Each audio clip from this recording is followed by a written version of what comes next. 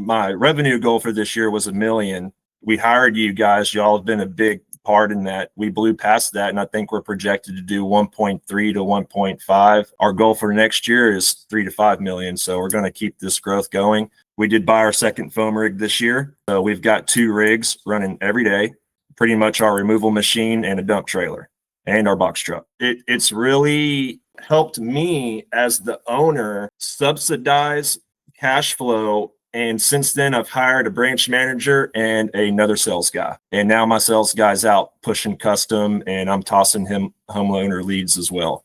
So we're growing.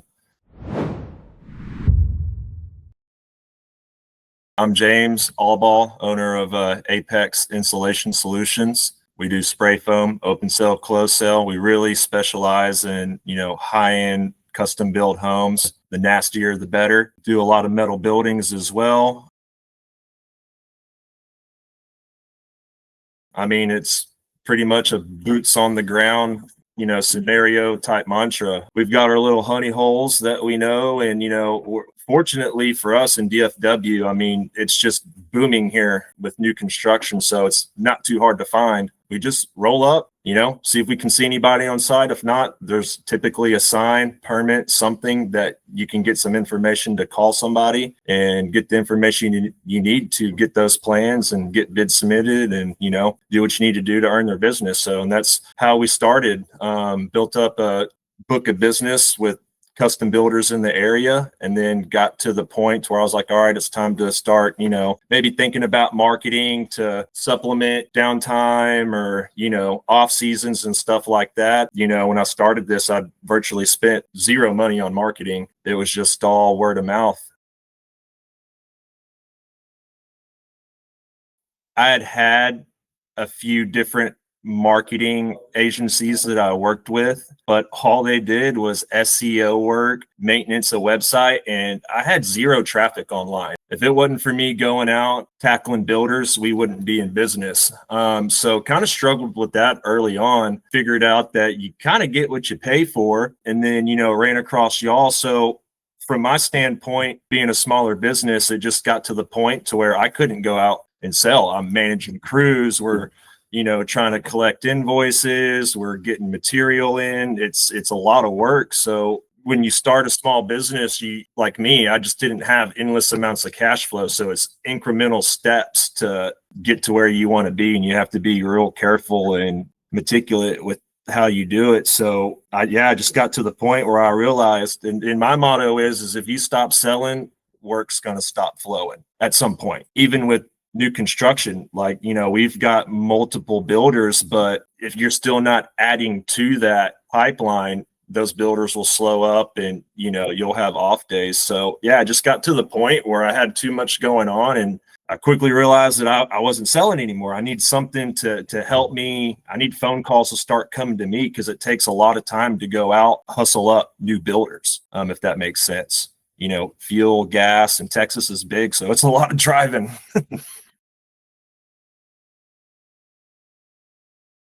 I'll be honest, like ever since we hired you guys, like it took a month or so to like dial everything in, and then the leads just started pumping. Right before Christmas, y'all had us running 3 to 4 homeowner leads a day, and I was closing 9 out of 10 of them. And these aren't small projects either. We're closing $17,000, $20,000, $30,000 jobs with these homeowners. Shops, a lot of attic blow removals, upselling to spray foam, having to get the HVAC guys in there to reroute, certain things, depending if it's gas or what. And it has really helped. And what I love about homeowners is it's pay on completion. So that's tremendously helped with our cash flow, because we have had such an aggressive climb this year that it has been hard to not say keep up with the finances, but each month when you're producing more than you did the previous month, boy, it starts getting out of hand quick. So